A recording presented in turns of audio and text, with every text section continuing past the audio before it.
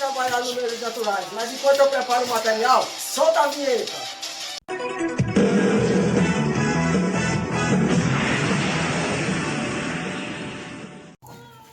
Fala pessoal, dessa vez a gente vai fazer o quebramento dos conjuntos numéricos, a gente vai estudar um por um, certo? Lá na aula inicial desse curso de conjuntos numéricos, a gente fez uma apresentação rápida, desde os naturais até os reais. Agora, a gente vai começar a estudar conjunto por conjunto, características, propriedades, isso de maneira simplificada.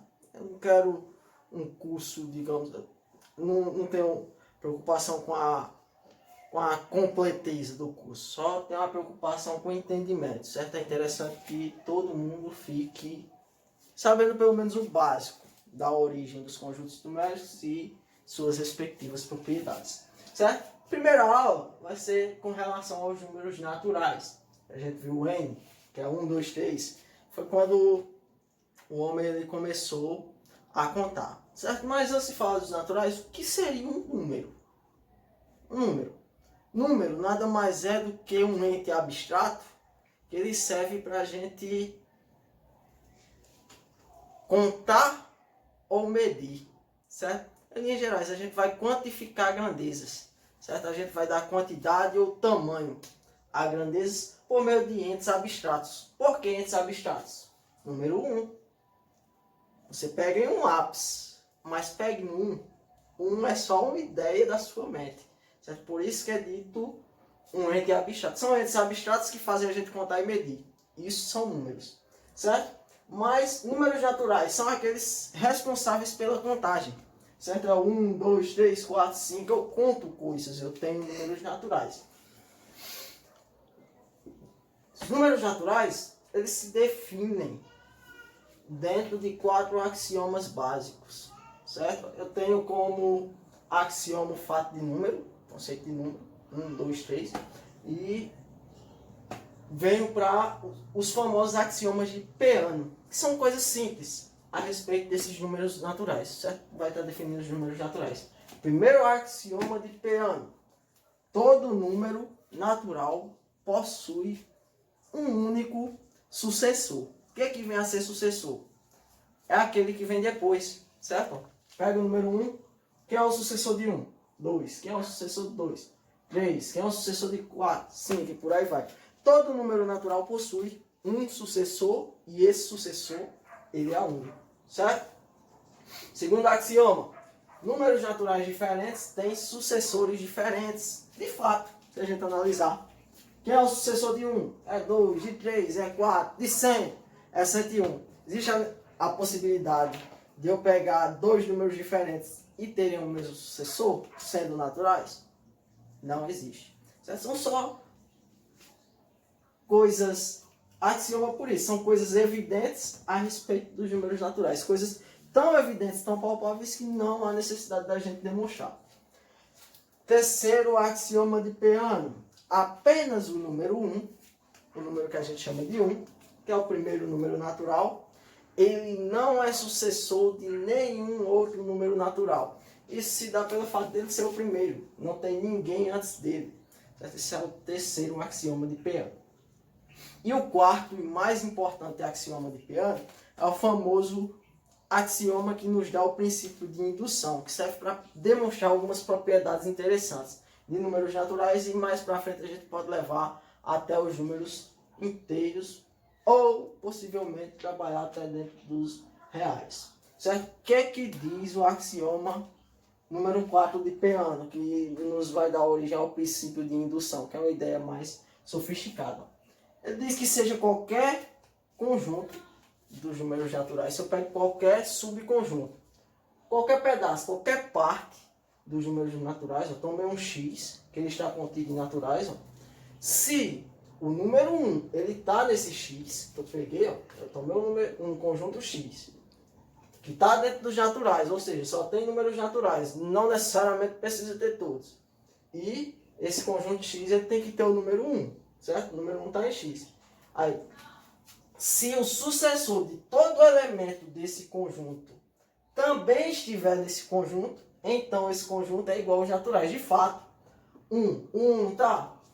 O sucessor tem que estar. Quem é o sucessor de 1? 2. O sucessor de 2 tem que estar. É 3. E por aí eu vou indefinidamente. Isso condiciona que x nada mais é do que o próprio conjunto dos números naturais.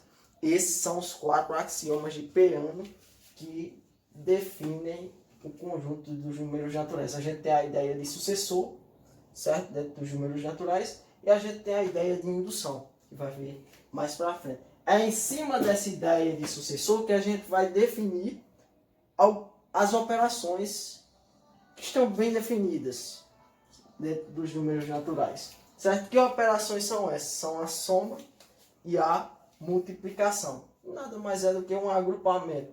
A multiplicação vai ser um agrupamento de parcelas de soma.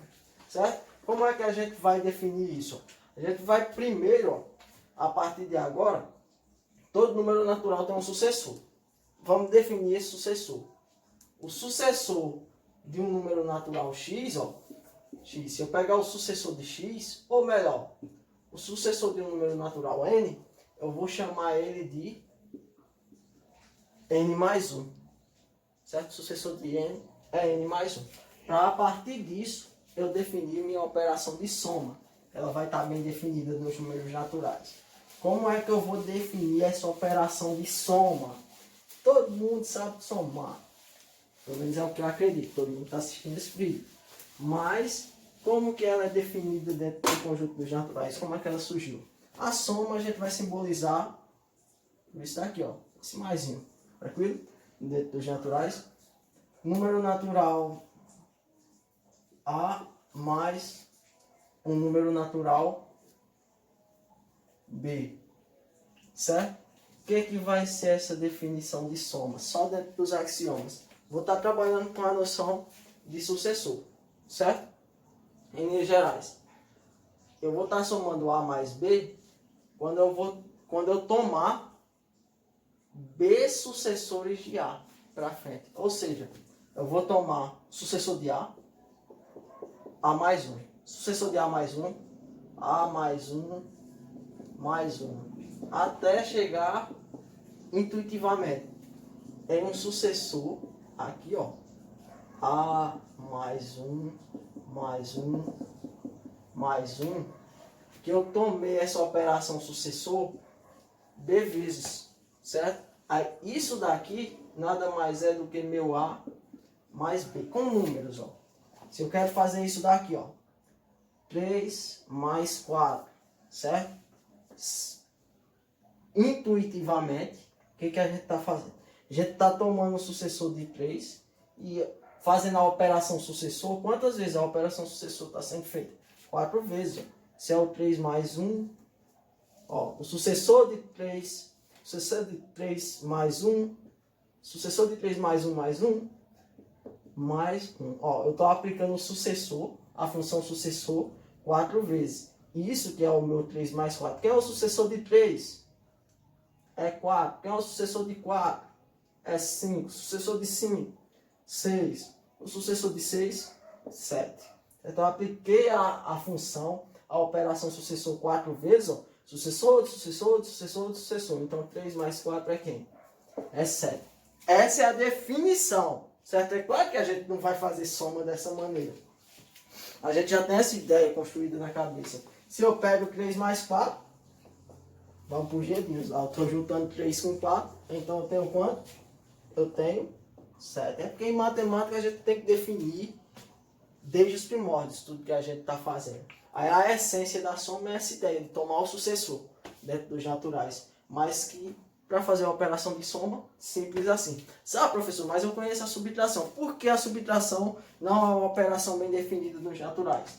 Se eu fizer isso aqui, e muitas vezes a gente é lesado, pelo menos eu fui na minha quarta série. O professor dizia, eu quero fazer 1 menos 4, você tem que fazer o maior menos o menor. Não tem isso não. 1 menos 4, a gente sabe que é menos 3, certo? Não é natural. Não é natural. Por isso que eu não vou trabalhando subtração aqui dentro dos naturais, assim como divisão. 1 dividido para 2 não é natural, certo? Não é uma operação que está bem definida dentro dos naturais. A soma não, a soma pelo contrário está. Qualquer 2 números naturais que eu aplicar a soma neles, vai gerar um número natural. Assim como a multiplicação, que eu falei para vocês que nada mais é do que um agrupamento de somas, certo? Mesma ideia aqui, ó. Se eu venho fazer aqui, ó, definir multiplicação, vou definir como sendo um pontinho aqui, certo? Número natural A vezes o número natural B, certo? Nada mais é do que esse número natural A somado com ele mesmo. Quantas vezes você vai somar o A com ele mesmo? B vezes. B vezes. Como assim, professor? Eu estou fazendo aqui, ó, 2 vezes 3. Isso daqui vai ser 2 mais 2 mais 2. Isso daqui vai dar 6. É claro que você já tem a ideia construída na cabeça de vocês, já estão fera de tabuada.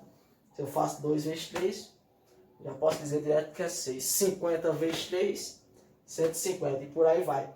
Essa operação também é bem definida nos naturais. Ou seja, dentro dos naturais, quais são as operações que eu tenho? Operações que eu tenho no conjunto dos naturais. Eu tenho a soma, que é definida pelo mais aqui, e eu tenho a multiplicação. Vou botar multi aqui, que é definida por esse pontinho. Muita gente trabalha com o xizinho, certo? Mas pela ABNT agora a gente não utiliza o xizinho, certo?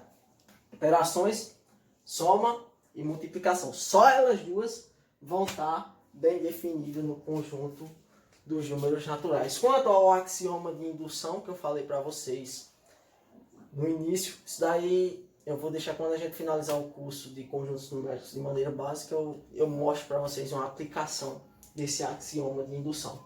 Beleza?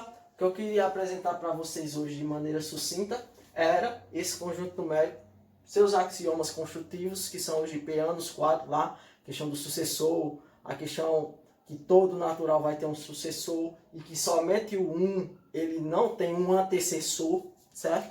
Naturais, e a questão de indução. Se eu tomo um conjunto que está dentro dos naturais e que o 1 está nele, e além disso, todo sucessor, todo número que está nele tem sucessor dentro dele ainda, então esse conjunto é os naturais. Esses são os GPanos. A partir deles a gente consegue definir duas operações que estão bem definidas nele, que são a soma e a multiplicação. Lembrando, subtração, divisão, não estão bem definidas nos naturais. Poderia até pegar potência, né? Mas que potência não deixa de ser multiplicação. Se eu faço uma potência de números naturais, o resultado vai dar um número natural, mas que se reduz à mesma multiplicação. Beleza? Falou? Isso aí é números naturais. Valeu!